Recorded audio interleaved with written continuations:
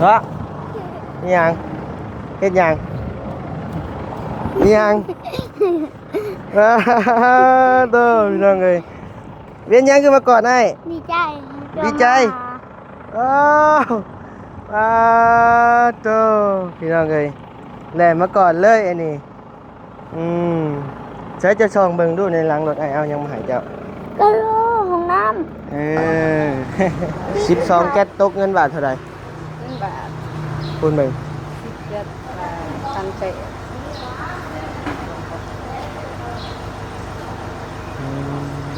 2,160 บาท2,160 บาทเท่าไหร่นี่คือกันไปเบิ่งโอ้ได้อยู่เอานี่แหละไป12ตกเงินบาทเท่าไหร่ก่อน 2,000 เท่าไหร่ก่อน 2,160 บาทแก้วไว้แล้วใช้เงินเกินงบเอาไว้ถ้าอันก็ได้ไอ้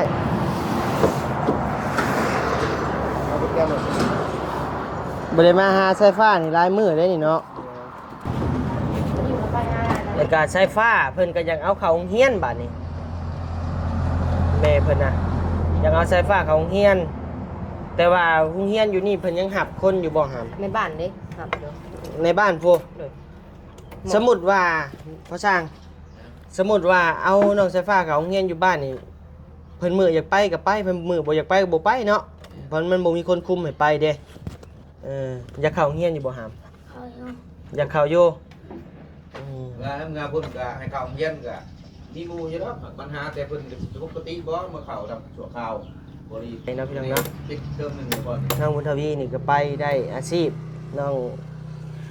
ไฟฟ้านี่ก็ไปก็ได้วีซ่าหำเฮียนพี่น้องเอ้ยพอเพิ่นได้เฮียนได้ฮู้ยังน้ำหมู่เพิ่นพี่น้องเนาะเอาเรื่องกะโลมมื้อนี้ก็ให้เจ้าหมดเจ้านบมือขึ้นขอบมุกขอบใจทั้งแม่เย็นเพิ่นแน่เนาะนบมือขึ้นครับไฟฟ้าอวยพรให้แม่เพิ่นว่าดังขอบคุณเด้อแม่เย็นเจอดีแม่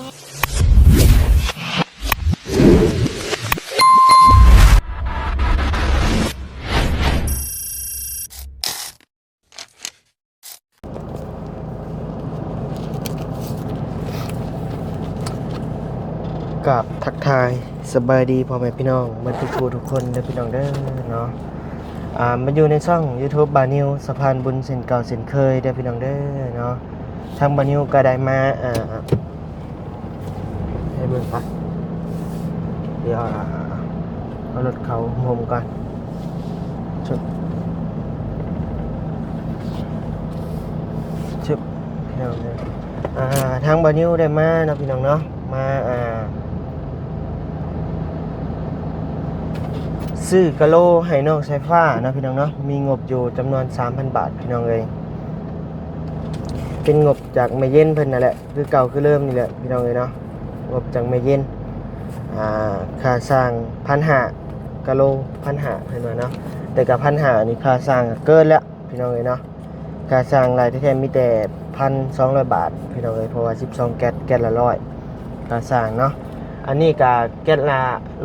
120 บาทนะพี่น้องเนาะก็ตกอยู่เป็นจำนวนเงิน1,400-500นี่แหละพี่น้องเลยเนาะก็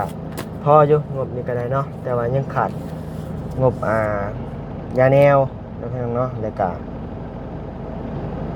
ยาแนวนี่แหละหลักๆสำคัญนะพี่น้องเนาะจังหวะกันอีกทีนึงนะพี่น้องเนาะเดี๋ยวทางบันนี้ไปหาลงเลือกเบิ่งกะโลก่อนพี่น้องเลยปะเนาะปึ๊บใส่พี่น้องนี่บ่กะโลหยาบราคาเดียวกันเลยวะของไทยนะของไทยใช่ของเงินธรรมดาของเหรียญนั้นมีแต่ลายนี่ที่ว่าบ่หยาบแล้วก็บ่มือแก๊สเท่าไรจ้านี่180 บาท180 บาทตายเงินบ่พอบาทนี่พี่น้องเอ้ยเป็นกะโลเนี่ยน้อยของไทยกะโลของน้ำเนี่ยตัวนี้ของอันนี้แหละมันตัวนี้เนาะมันรถสิบ่หยาบปานใดบัดมันต้องระดับนี้ครับใส่ห้องน้ำบ่แม่นห้องน้ ต้องมารับเองอันนี้หน้าบ้าน แมนโอ้ยพี่น้องเลยบาท12แก๊สตกเงินบาทเท่าไหร่ เงินบาท คุณเบิ่ง เดือนพันเศษ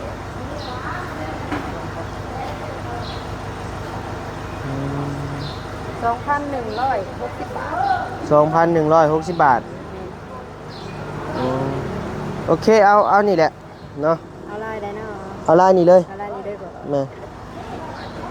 แมนแมนเอาลายนี่แหละ เลยนะ แมน 2แก๊ส 12แก๊ส 12แก๊ส เบิดแล้วเอา มาเข้ากล้อง รับใหม่เลือกรายใหม่เลยตอนนั้นยังไลฟ์เลย เจ๊เอาออกให้เบิ่งเบิ่งดูน ตัวนี้นะ โอ้หยาบอยู่เท่าไหร่นี่ ร้อย คือกัน คือกัน เจ้า ให้เบิ่งโอ้ได้อยู่เอานี่แหละไป แก๊ส 12ตกเงินบาทเท่าไหร่ก็2,000เท่าไหร่ก็ 2,160 บาท 2,160 บาทพี่น้องเอ้ยใช้เงินเกินงบ ให้ทอนหรอกมัน ให้ก็ไปแป๊บนึงเดี๋ยวจ่ายเงินก่อนเอาไปถอยรถก่อนพี่น้องเอ้ย2,160 บาทโอเค เงินบาทเนาะเงินทอน เอาเงินกีบเอาโดยไปพี่น้องเอ้ยขับไปเอาเครื่องอยู่ในจังหน่อยจังท่อนก็ได้ใส่เงินเกินงบพี่น้องเอ้ยใส่อยู่ใส่วินี่บ่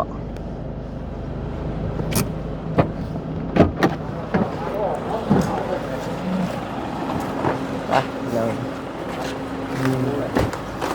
เครื่องแม่ โอ้3แก๊สเลยมันยามแห้งอยู่บ่ไอ้ได้อยู่แล้วเนาะได้อยู่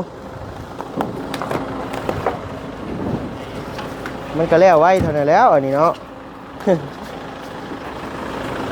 เอาไว้ถ้าอันก็ได้ไอ้มันจังเสียลงง่าย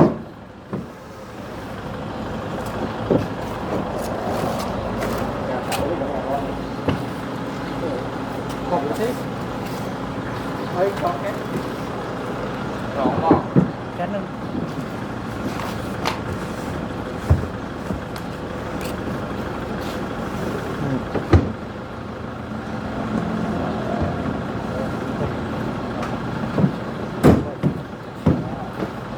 โอเคขอบใจ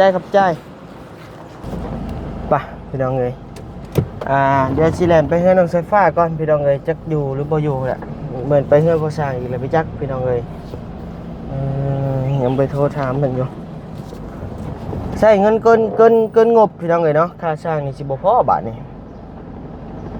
ค่าสร้างนี่ขาดพันยังเหลือเงินทอนกะยังเหลือ900ปลายบาทค่าช่างรถ1,500พี่น้องเอ้ยเดี๋ยวปรึกษากับบารี่ก่อนว่าอ้ายเพิ่นยังมีงบเหลืออยู่บ่คะแนนว่างบบ่พอก็จังได๋จังว่ากันอีกเทื่อนึงเนาะพี่น้องเนาะไปโอเคพี่น้องเอ้ยไปพ้อกันอยู่เฮือนน้องสายฟ้าเด้อพี่น้องเด้อเนาะโดยไปโตใช่ไปใช่ได้น้องชายบ่ยิวพี่น้องเอ้ยขายตู้หายแล้วพูดเล่นดองมา บ่ได้เห็นหน้าเพิ่นหลายมื้อแล้วพี่น้องเอ้ยบ่ได้มาหาสายฟ้าใช่เพิ่นเฮ็ดหยังกันน่ะเฮ็ดหยังหามยิ้มไปเปื่อยโธ่ใช่หามอีหยังกันน่ะว้าอีหยังเฮ็ดหยังอีหยังโตพี่น้องเอ้ยเวียนหยังขึ้นมาก่อนไอ้ ดีใจ ดีใจ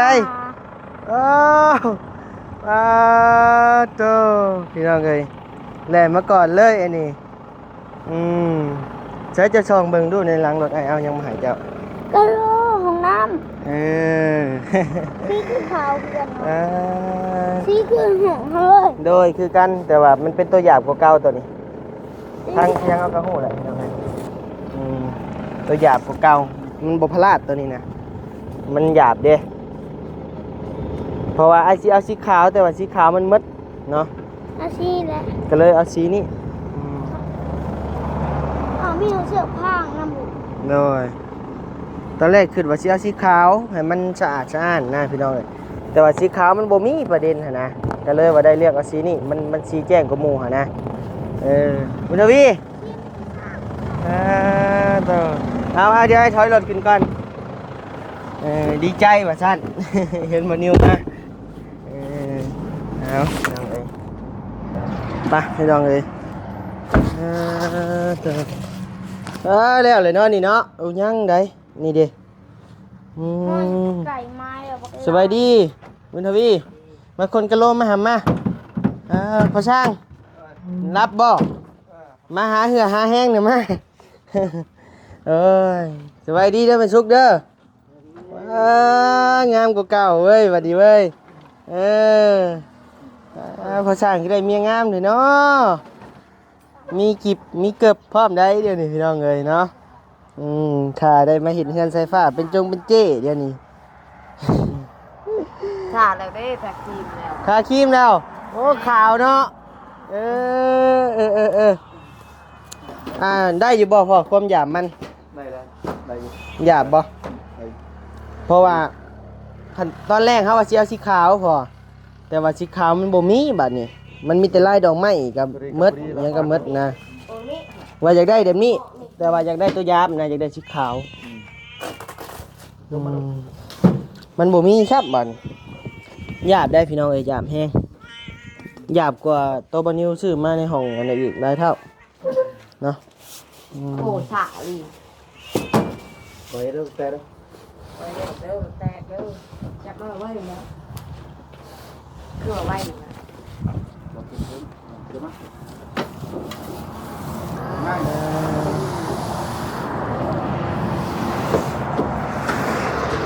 เอาไปแก้มเลย บ่ได้มาหาสายฟ้านี่หลายมื้อเลยนี่เนาะ มันอยู่แล้วไปหานะเว้นยูคลิปกันนะ ไปหยัง ไปหยอกผู้สาว ไปหยอกผู้สาว ไปหยอกผู้สาว ไปนะ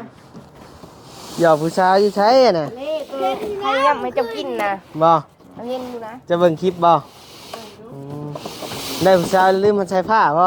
เห็นป้อนไข่ป้อนยังล่ะติ เนาะบ้านเนาะเอ็นบ้านเนาะ เพื่อนยุ่งเมื่อคืนเนี่ยบอกมีแต่ผู้สาว บ่เบิ่งอีกบ่อืม ไอ้นี่เบิ่งเลยไผสิปากเบิ่งอะไรก็พอเลยเบิ่งก็เบิ่งอะไร เอ้าเราอยากห่วงเราดิ ว่าแอดได้ไปจัง อ้าวไอ้พี่บอกเขาใครได้คนยุ่งมากเลยหยอกเรา เออ เราบอกให้ห่วงเนาะห่วงเลยเนาะ ไผจับผู้น่ะ ยานปากกา อืมอยู่เฮือนจักมื้อแล้วบุญทวีบ่ไปลินฮะ ได้เลยติดปาก ฮะ โอ้แต่ก้อนระบุแต่อันนั้น บ่ได้ไปเลยบ่เออสร้างเป็นบัดมันสิดีเนาะคนเฮา ได้อยู่ มาห่มพี่บัดมันสิดีไว้ยากเนาะพ่อช่างเนาะบ่ได้มีเฮ็ดหยังมันพี่มานั่งเตียงพี่ไปหามปะนั่งนี่แหละนั่งนี่แหละนี่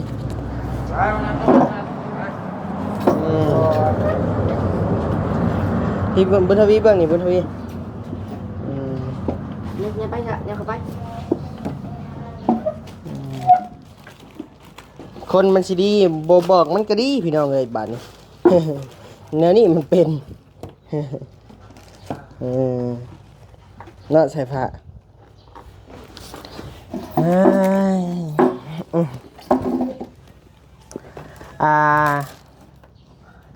กะโลกลับมาฮอดแล้วบัดนี้เนาะใช้เอามาแกะเบิ่งดูบุญทวีแกะพี่น้องเพิ่นเบิ่งมึงดูเป็นแนวใดเป็นลายแนวใด คือสูงถูกป่ะ ป้าตุ้ยดีแมวนี่ตุ้ยดีเนาะมันเศร้ากันเหรอบ่หาม เพื่อนเขาก็ย่างอย่างนี้เลย ยังกันคือเก่า เลย มวยมาหาเพิ่นลายมือแหล้วพี่น้องเอ้ยเป็นหยังจะคือแรงก่อนอ้ายกินนี่ว่า เดี๋ยวมันตกได้ พวกมันยกก๊อก เพื่อนลายยังมันก็ตกเลยกระโหลกแตกเลยตกลงไปนี่ โดย แต่เพื่อนของอ้ามว่าเขา มันหยาบเติมหนึงได้พี่น้องพวกเบิ่งเด้อมัน หยามแห้งเลยจำกระดาษทราย มันก็มื่นแหละอันนี้ แมนบ่มือแล้วบ่มือแล้ว ได้ เพื่อนที่ถ่ายไม่รู้มือ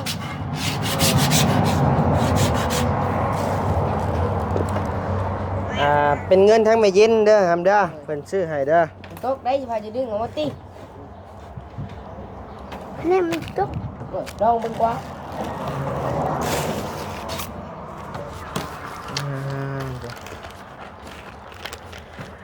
ซื้อมาเป็นกะโลไทยได้อพ่อช่างเอ้ย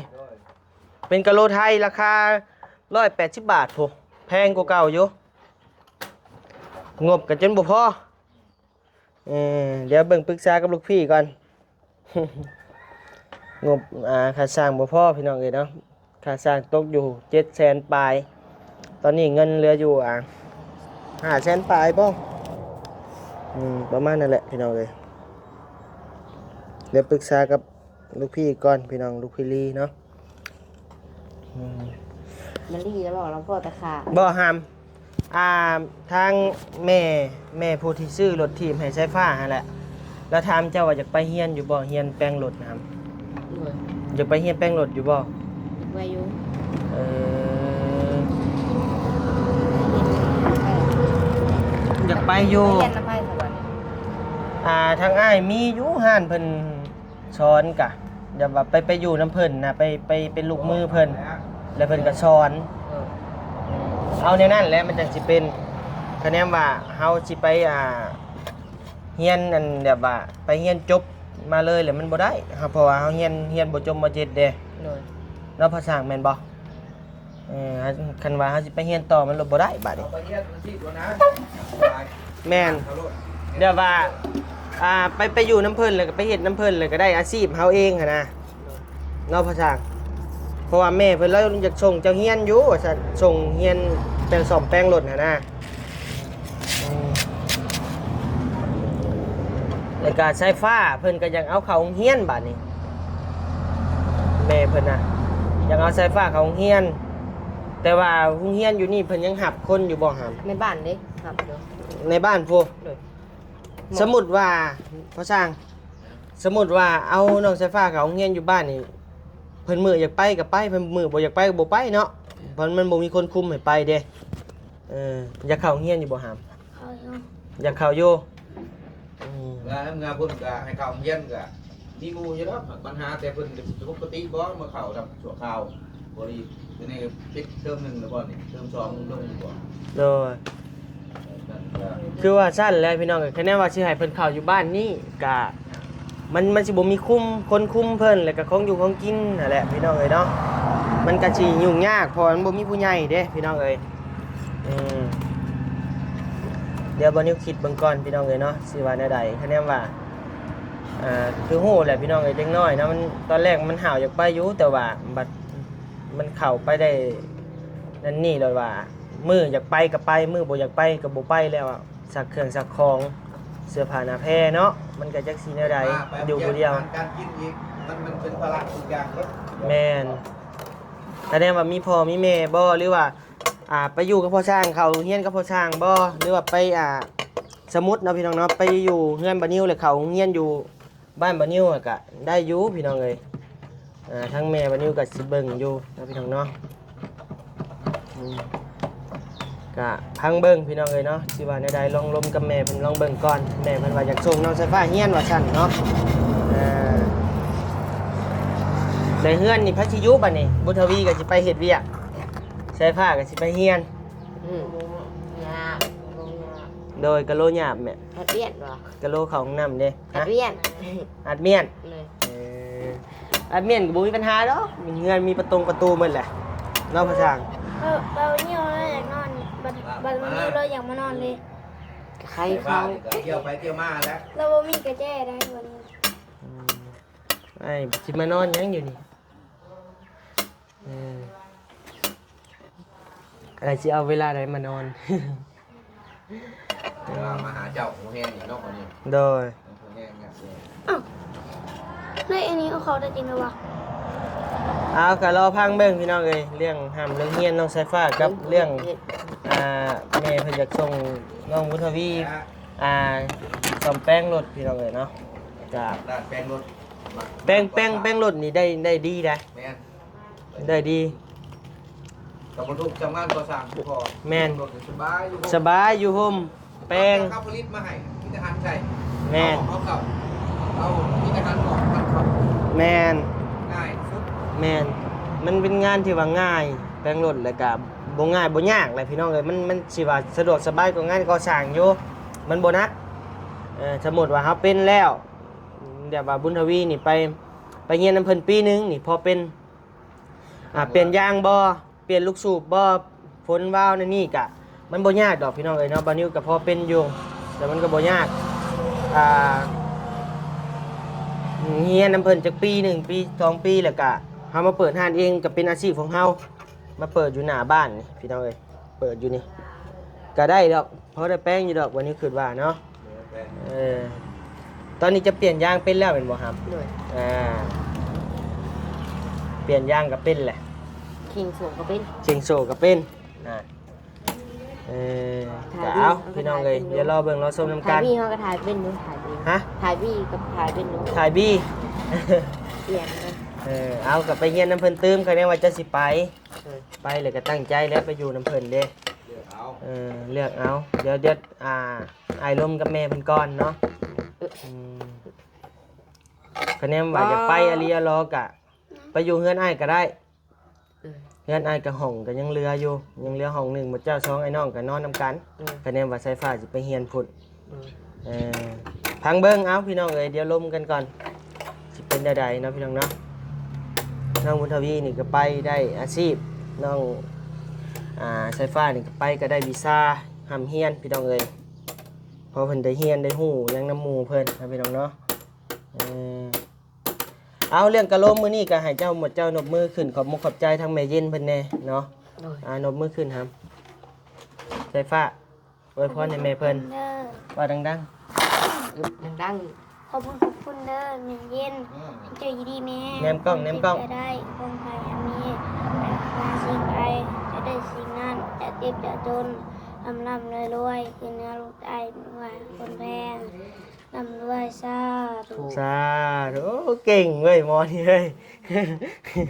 เอาบุญทวีบัดนี้ ขอบคุณเด้อแม่เย็นขอเจอดีมีแห้งความเจ็บจะได้ความไข่จะมีปรารถนาสิ่งใดขอจะได้สิ่งนั้นสมความมุ่งมั่นปรารถนาในเจ็บไปจนดีเองของบ้างร่ำด้วยขอให้เจ้าเป็นภูมิของใจให้ลูกให้หลานปรารถนาสิ่งใดขอให้จะได้สิ่งนั้นสาธุ แล้วก็เพิ่มเติมอีกอย่างหนึ่งนะพี่น้องเนาะขอให้แม่เพิ่นหายจากพยาธิโรคคาไวๆเด้อเนาะหายจากโรคไห้ที่ว่าเข้ามาในร่างกายเพิ่นขอให้เพิ่นหายไวๆนะพี่น้องเนาะแม่เพิ่นก็เป็นโรคหัวใจไตวายพี่น้องเอ้ยเพิ่นก็ได้ฟอกไตอยู่อาทิตย์ละ3 เทื่อผู้ใดพี่น้องเอ้ยเนาะทางแม่เย็นเพิ่นก็ได้โอเคเนาะสาธุ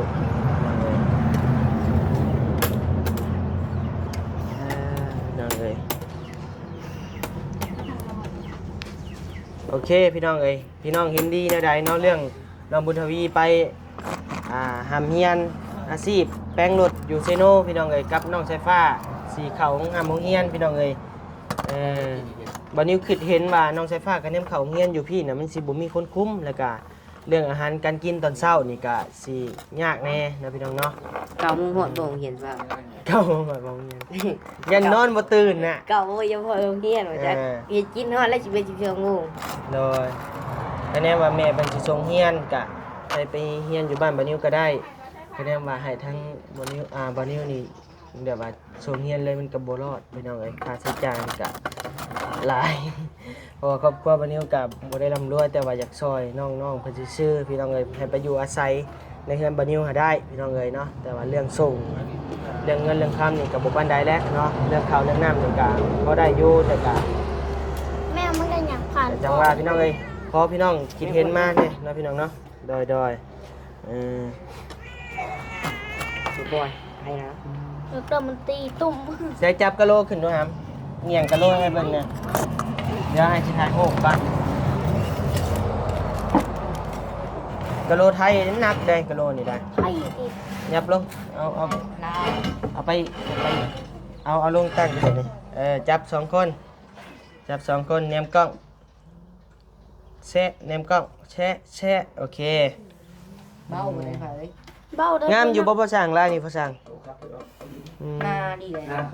หน้าอะไรบ่ลองขอตรงนี้ ผมพอดีหัวแตกต่าง ขอขอไอ้มือขอ เออบ่ไอ้สิถามบัดเฮียนตั้งใจเฮียนบ่ฮะมื้อนี้มีใครมาหาเนี่ยมื้อนี้ไอ้บี้คนเดียวอืมมื้อวันที่20ไปบ่ไปหลินบุญธาตุพนมไปบ่ ไปชุบกันยังสิ ไป ไป บ่ เออ ไปชุบกัน กันไปเลยโฮมเงินไว้เด้อ เขาไม่อยู่ไหนไปจ่าย เท่าใด 600,000 ฮะ 600,000 ได้อยู่1,000พี่น้องเอ้ยเจ้าดิ บอกไป บ่มีโอ้ยได้สิได้ไปน้ำหมูซั่นน่ะใส่กับสายฟ้าก็ได้เนาะอืมโอเคบัดฮอดมื้อฮอดวันแล้วอาจสิมาหับเด้อไปลินบุญธาตุพนมไปให้พี่น้องฝั่งไทยเพิ่นเห็นแน่ทั้งแม่บ่นิวดอกบอกให้บ่นิวชวนน้องเพิ่นเนาะพี่น้องเนาะแม่บ่นิวอยากพาหมดเพิ่นไปลินนะไปเปิดหูเปิดตาแม่บ่นิวก็หักแพงเพิ่นนะ2คนยังไงแต่ว่าเราเอ็นดูนะเราอีต้นแม่บ่นิวเองนี่แหละแต่ว่าคะแนนบ่ได้มันบ่นิวได้ไปก็สิมาหับเอาเพิ่นอยู่พี่น้องเอ้ยเตรียมเบิกโลดเด้อจ้าเด้อเตรียมเบิกเงินไปโลดเด้อนะบ่าวบ่มีเงินเลี้ยงโตได้ เบิกละลายเด้อเพื่อแม่ป้านำเด้อ ถ้าตูดบ่ดีมันก็ได้ค่ะ ตูดบ่นิวมีเงินในตูดอยู่บ่ นี่ เอาโอเคพี่น้องเอ้ยเนาะสำหรับคลิปนี้ก็มีเพียงจำนี้แหละเนาะพี่น้องเนาะมาเอากะโลมาให้ทั้งน้องๆเพิ่นเนาะแล้วก็มาแจ้งข่าวเรื่องการทำการเรียนเรื่องเพิ่นไป